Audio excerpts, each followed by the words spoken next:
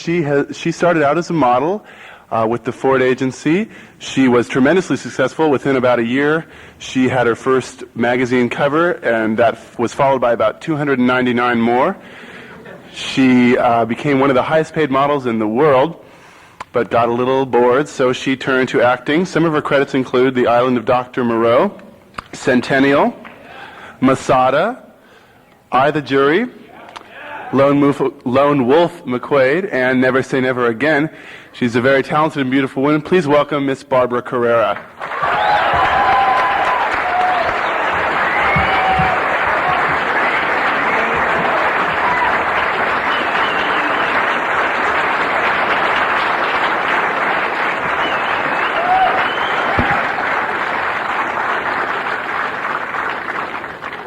Thank you. It's a very nice and warm welcome. It's my pleasure to be here.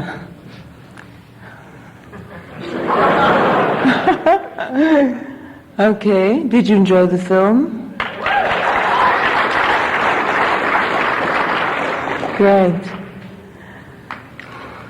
I am new at this, so I'm going to need your help, okay? This is the first time I have ever really met with a student body. And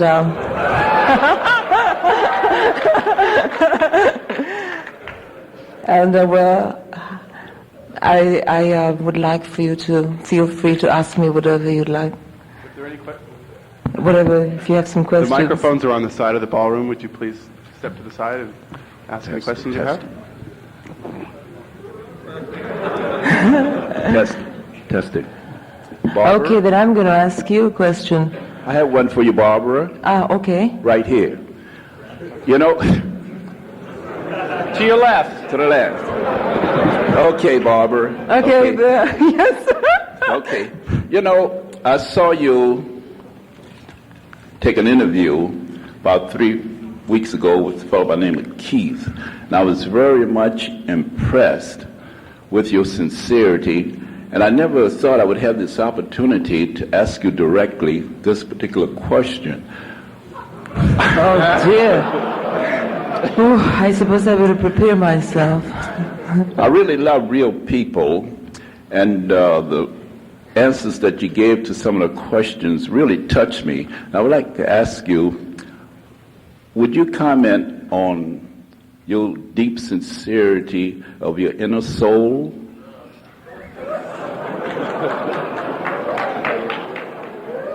In 50 words or less.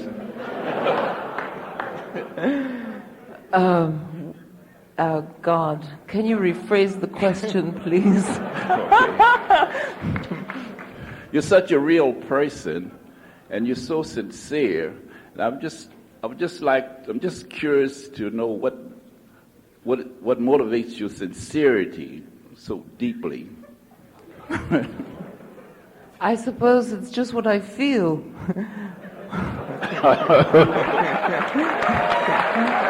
Very good.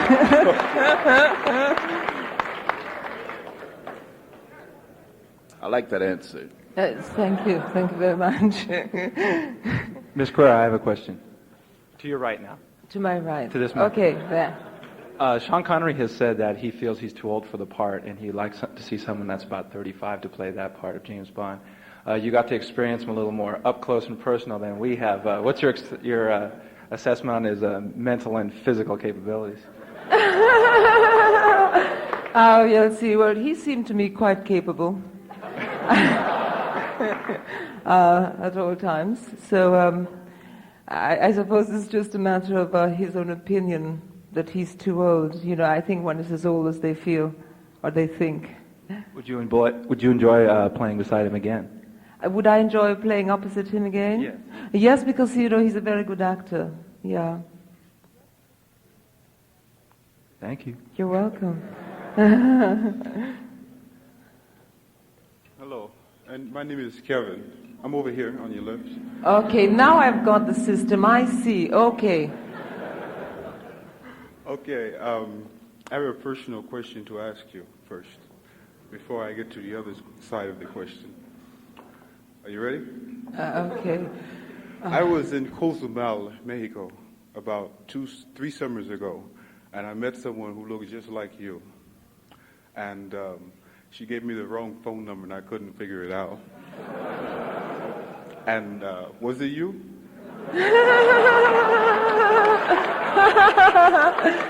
Where was this?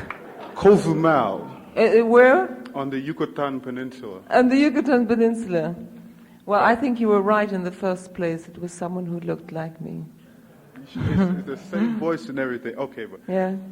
do you like playing secret agent roles, and do you think that you would like to be your own type of secret agent? Secret agent, let's see. Okay. I like playing the roles of villainous.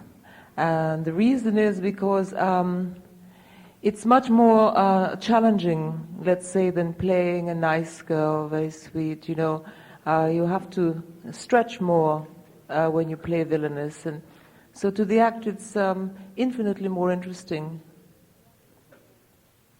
Okay? Why do you like to be the villain? I mean, why not the good girl? You know, the Charlie's Angel type.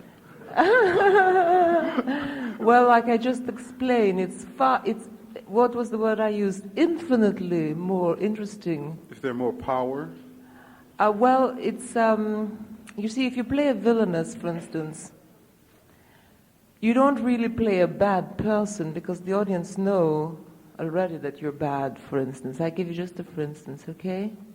And so one has to find other ways of playing than the obvious. And so this of course makes the actor try new things, makes the actor stretch and do things that normally they would not do. Very Whereas nice. playing a sweet role, it's easy, quite easy. Very nice. Thank you very much. Barbara, I read that there was a lot of litigation on the making of Never Say Never Again. A lot of people did not want to see that movie made because it wasn't made by Albert Broccoli and the EMI studios. And as well, I've read that there was a lot of tension between the screenwriter and the director. Did any of these conflicts ever cast their shadow over the set while you were actually making the movie? No, we didn't allow that at all. We were aware of this battle between producers, but you know, we can't get involved with this producers' battle. We had our own battle going on, and that was trying to make this film and get it done the way we wanted to have it get done. So we really weren't involved at all with that. We were aware of the problems, naturally, but we were too busy otherwise. Do you know what stage the lawsuit is in now? Has it been settled, or is it still in the courts? Do you know? Well, let's see. Never Say Never has been made. It has been released in almost every country in the world. It has already made over $100 million. So I don't know, whatever the suit is, it's not working. Well, I read that if they couldn't stop the making the movie, then at least they wanted to collect damages. So I was wondering if they were making any progress in that. I don't think so. I don't think so. And if they have, they've been keeping it a secret. Well, I'm very glad because Never Say Never Again was definitely my favorite movie of 1983. One of the best action movies I've ever seen. I think you really helped make it that. Thank you. Thank you very much. Thank you. I appreciate it. Hello. How important to your career was the Sports Illustrated layout? Sports Illustrated. Oh, it was a great trip to the Seychelles.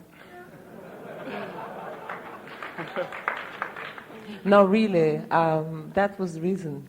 The Seychelles, I think, is one of the few paradises on earth. It really is beautiful. And it was an opportunity. I had the time, so I went. Thanks.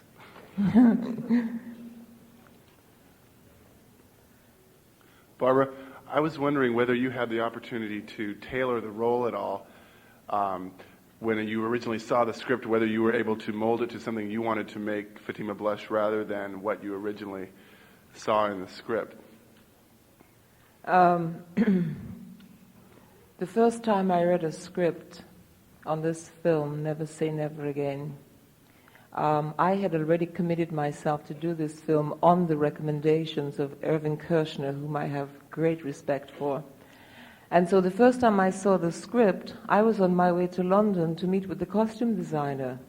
And someone on the same flight had the script, so I read it and almost died, I must tell you, because this character that was explained to me in such a fabulous manner was a castration. It was awful. She was dreadful.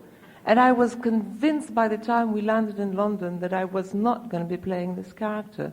In fact, I thought it was over for me. I wasn't going to be doing this film at all. But as it turned out, it was an old draft. And they weren't going to be using this version.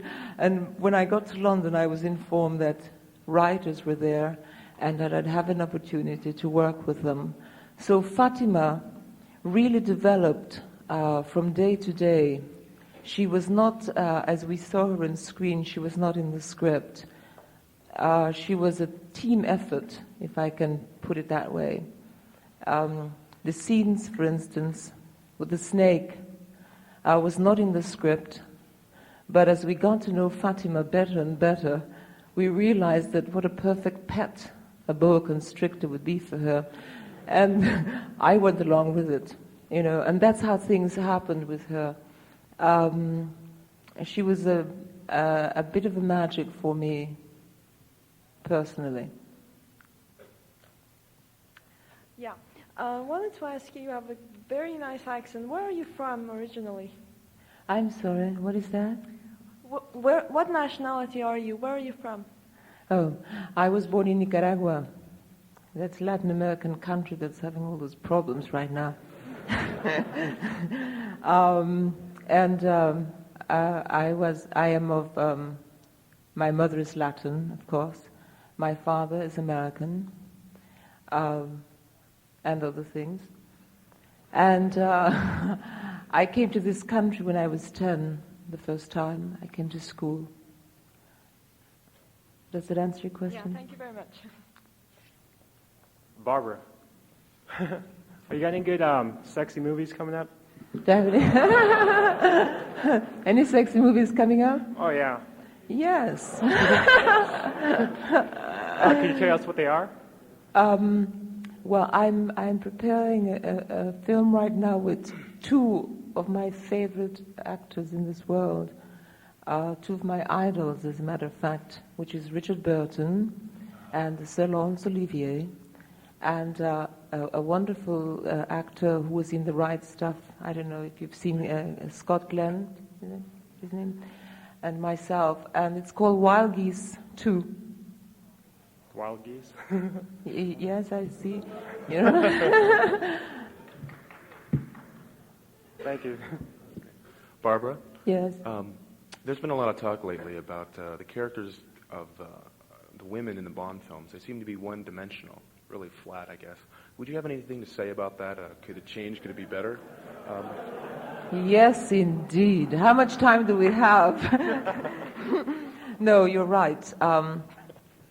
About women in Bond films being one-dimensional. I always thought that too.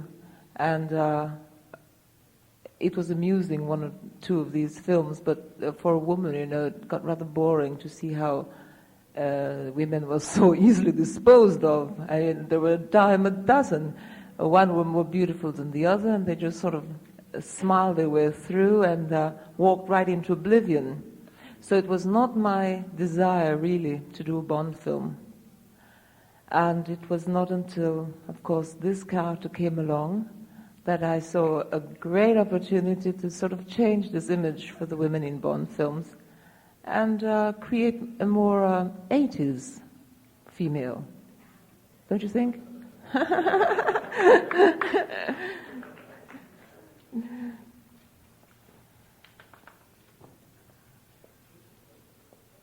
Yes, I'm sorry I'm being messy.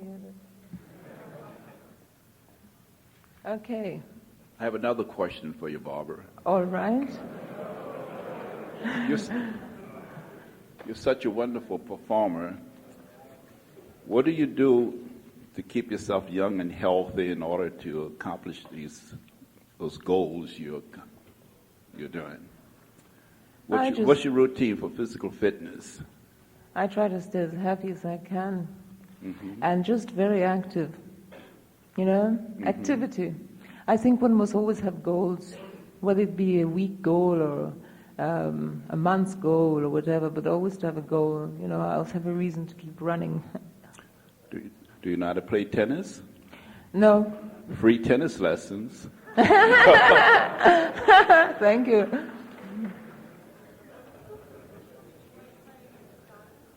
Masada was very special, yeah. Masada truly was a special experience for me. Barbara? Hmm? You're obviously perceived as a sex symbol. How do you feel about that? I have no control, really. And I think it's rather nice. I think everybody should be sexy. It's a very nice thing. I have no objection. Thank you. As long as, of course, you see me in many other ways, too.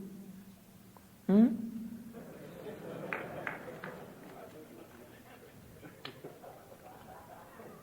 Okay, you know, I see a lot of people in here. Why aren't there more questions?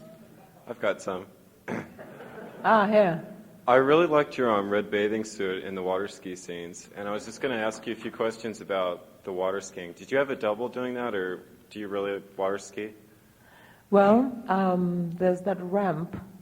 Mm-hmm. That was a double. Okay. We're not allowed to do dangerous things in film because of insurance purposes. So we always have the doubles do the difficult parts. Uh-huh. Did you, when they showed your face and all with your rope and everything, was that on the water, or did you kind of do that? Yes, it was. Oh, that was really good. Yes.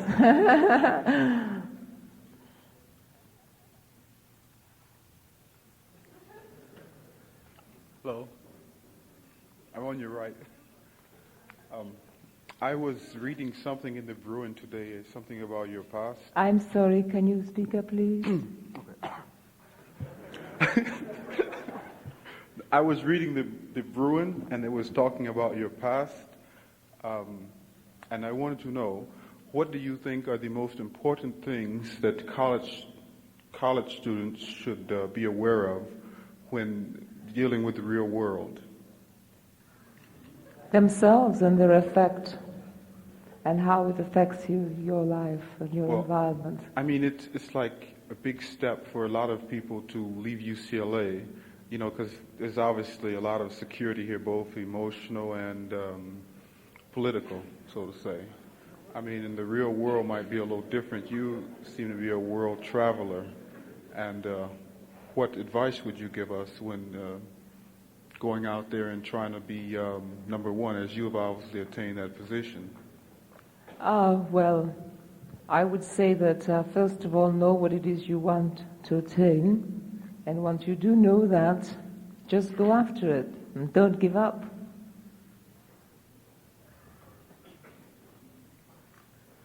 Shall I elaborate on that? I think that's, you know, most clear, right? Just don't give up, right?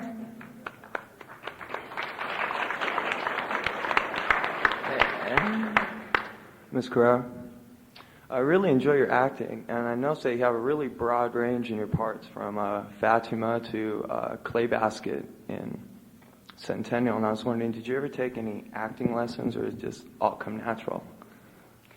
Yes, I did study after my third film, which was The Island of Dr. Moreau.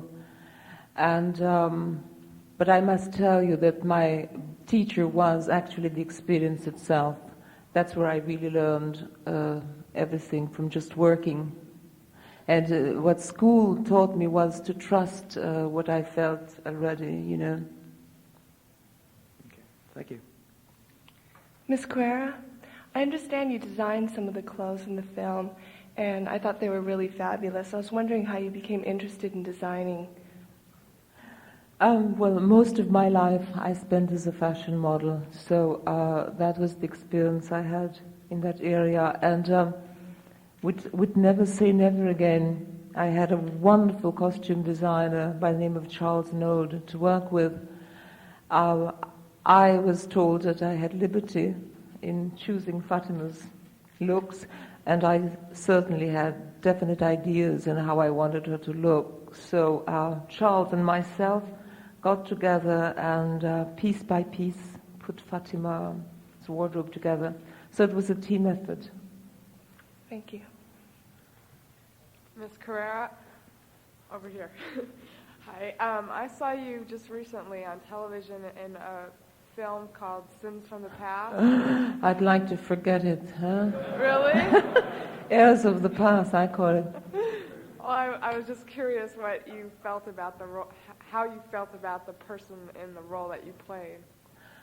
I felt apathy for that person. I would have loved to have had more time to do this project properly. But we had 19 days to shoot this film. Can you believe it? I mean, really. Yes, that's what I said too. But anyhow, it was a commitment that I did, and I had to go through with it. And I think it looked like we spent 19 days on it. Sorry to say that, it's disappointing, but anyhow, the Nielsen ratings were very high, and that's what is important to these people, apparently. What can I say? Well, I just thought that the people that were portrayed, I thought it was, you really felt the empathy for them, and I was just curious what you felt about the people. Yes, that's the way I felt too, actually, because, that does happen. That a lot of young people gets themselves into trouble when they run away from home or something and find themselves in these large cities, and that happens quite a lot. Thank you. You're welcome. So. We're here. Most entertainers will tell you to be a success in the entertainment business, you have to have a combination of talent, perseverance, and good luck. Do you have any special stories about just falling into a role or meeting the right person at the right time? Yes, I think a great deal of it is luck, yeah. Luck, and the other 50% is endurance. I had a situation, yes, when, let's see, most of the things in my life happen sort of accidentally. I thought maybe I was in a place at a certain time. So I'm a great believer that one can attract desires. Hello, Ms. Carrera. Hello. Yes, I think you're a very attractive woman, but I'd like to know if you have a younger sister. I was told that I do, but I've not met her. She's been getting a lot of publicity, however, in New York. No, not that I know of, sorry. Oh, thank you very much. Ms. Carrera, you've had a very lucrative career in modeling, and now you've branched out into acting. What kind of acting role are you looking for? And do you still consider modeling at all? No, modeling is definitely in the past. I tell you, the kind of roles I want, not of a particular anybody. The kind of roles I want is role that is interesting, that is exciting. I like roles of transition, for instance. I like interesting females, great people in history, for instance.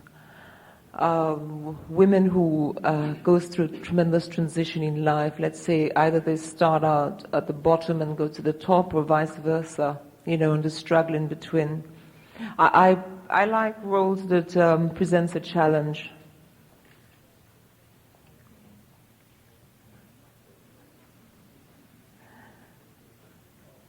Oh, here he comes again. Hi. Hi. Hi, do you mind if I take a picture with you? I'm sorry? Mind if I take a picture with you? No, not at all. Is that all right?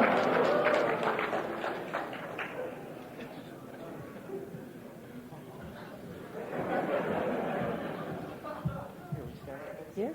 Can you just stand right here? Stand right here.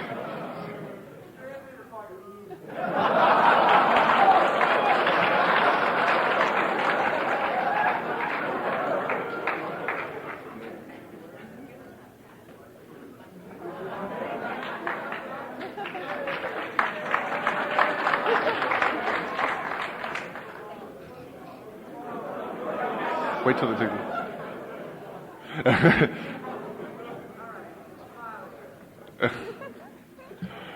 Barbara? We have time for about one more question. What is this? What? I missed it. Sorry. Fatima? Or Barbara, rather. Yes. Could you tell us how you feel about feminism and North American women in general? Would I tell you about North American women in general? Yes. And what was the other? Feminism? And feminism. Okay. You remember well, feminism? Now, feminism. I don't know too much about the feminism, actually, because I believe in equality for all. I think that everyone should be able to achieve whatever it is they want to achieve, as long as they don't hurt others, of course. I don't believe in going out and waving banners. I believe in just using one's own self as example, live the life that one wants others to emulate. I think you did a brilliantly witty job with Fatima Blush, and I don't think it could have been done with the same wit by Jane Fonda, for example. Thank you. I take that as a compliment. We'd like to thank you very much. Let's have a nice round of applause for Barbara Smith.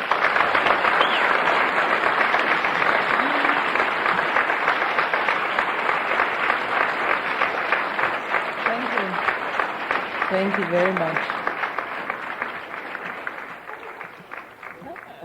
Thank you, God. I tell you, it was tough for me.